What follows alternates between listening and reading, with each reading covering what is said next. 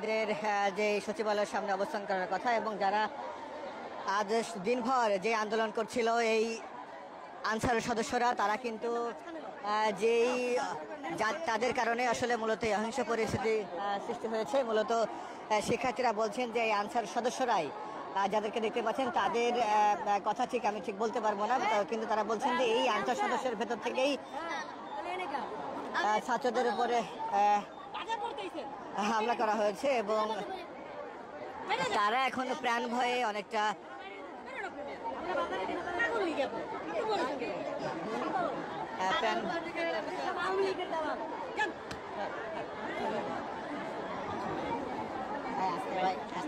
দেখতে পাচ্ছি শিক্ষার্থীদের সঙ্গে যেই ধাওয়া পাল্টা ধাওয়া এবং শিক্ষার্থীদের উপরে অতর্কিত হামলা চালানো হয়েছে আনসারদের পক্ষ থেকে, এমনটা কিন্তু অভিযোগ করছেন শিক্ষার্থীরা। প্রিয় দর্শক, একটু পেছনের কথা জানাতে চাই। সমকাল লাইভে আপনাদের সঙ্গে রয়েছে আমি মামুন সোহাগ।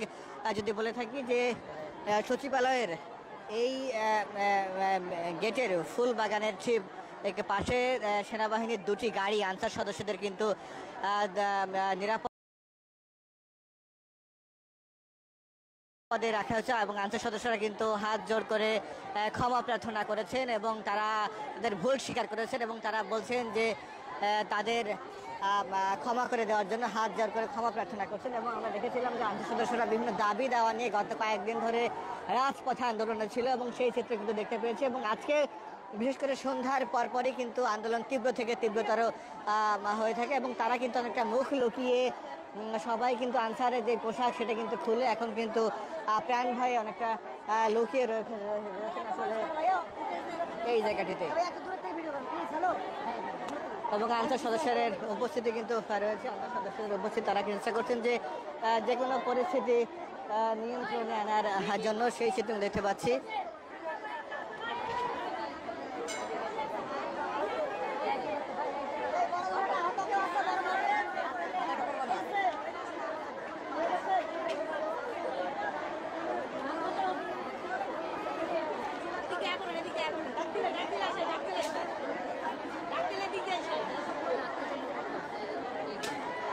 এবং আনসার সদস্যরা কিন্তু ইতিমধ্যে সেনাবাহিনীর কাছে আত্মসমর্পণ করেছে। এবং একটু পেছনের কথা যদি বলি, মূলত সচিবালয়ের সন্ধ্যার পর থেকে উত্তপ্ত ছিল এবং পরিস্থিতি ক্রমশ উত্তপ্ত হয়ে যায়। মূলত যেটি হয় কি যে ভেতরে যেটি আসলে বিকালের পরপরই যাদের আন্দোলন করছিলেন তাদের আন্দোলনের ফলে কিন্তু এই জায়গাটিতে আসলে এবং এই ধাওয়া পাল্টা ধাওয়া সংঘর্ষে যে সমস্ত আনসার সদস্যরা আহত ছিলেন তাদেরকে কিন্তু কোথায় নিয়ে যাওয়া হবে আপনার পরিচয়টা? এদেরকে চিকিৎসার জন্য নিয়ে যাচ্ছি। হ্যাঁ, আমাদের জন্য। এবং আনসার সদস্য যারা আহত তাদেরকে এই মুহূর্তে কোথায় নিয়ে যাওয়া হচ্ছে? হ্যাঁ, এনাদেরকে চিকিৎসার জন্য নিয়ে যাওয়া হচ্ছে। নিশ্চয়ই তাদেরকে ঢাকা মেডিকেল কিংবা আশেপাশে নিকটস্থ কোনো হাসপাতালে নিয়ে যাওয়া হবে, এমনটা আসলে আমরা জানতে পেরেছি। মূলত এই আন্দোলন বিক্ষিপ্ত হয়ে পড়ে যখন আসলে সন্ধ্যার পরপরই ভেতরকার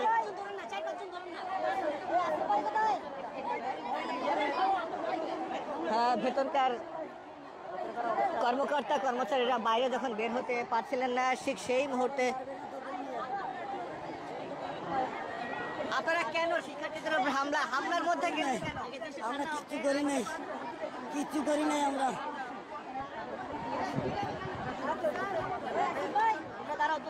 আগে বের হওয়ার দরকার নাই, একটু ওয়েট, আগে বের হওয়ার দরকার নাই, বসে যারা বেশি ইঞ্জুরি তাদের আমরা ব্যবস্থা করতেছি, আর যারা বসেন আগে বের হওয়ার দরকার নাই,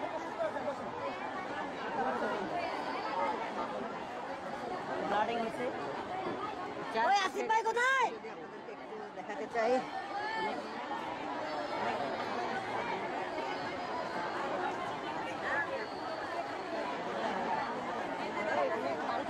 এবং আমরা ঘন্টাখানেক আগেও দেখেছিলাম ক্লাব এলাকায় কিন্তু আনসার সদস্যরা অনেকে দৌড়ে পালানোর মতো চিত্র দেখেছে এবং শিক্ষার্থীদের সঙ্গে ধাওয়া পাল্টা ধাওয়ায় জড়িয়ে যায় এবং মূলত এই এলাকাটিতে এখনো কিন্তু থমথমে পরিস্থিতি বিরাজ করছে। ঠিক মূলত তারা বলছেন যে তাদের যে আন্দোলন দাবি দেওয়া না মানা হওয়া পর্যন্ত তারা একদিকে দেখেছিলাম যে দুপুর 1টার দিকে তারা সচিবালয়ের তাদেরকে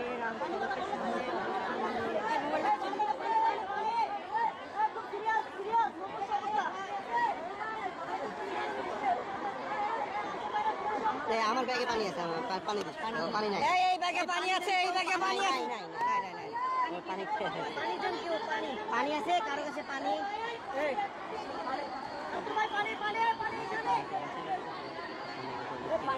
প্রিয় দর্শক, আপনারা কে কোথা থেকে সমকাল লাইভটি দেখছেন এই মুহূর্তে আপনারা কমেন্ট সেকশনে লিখে জানাতে পারেন, একই সঙ্গে লাইভটি শেয়ার করতে পারেন।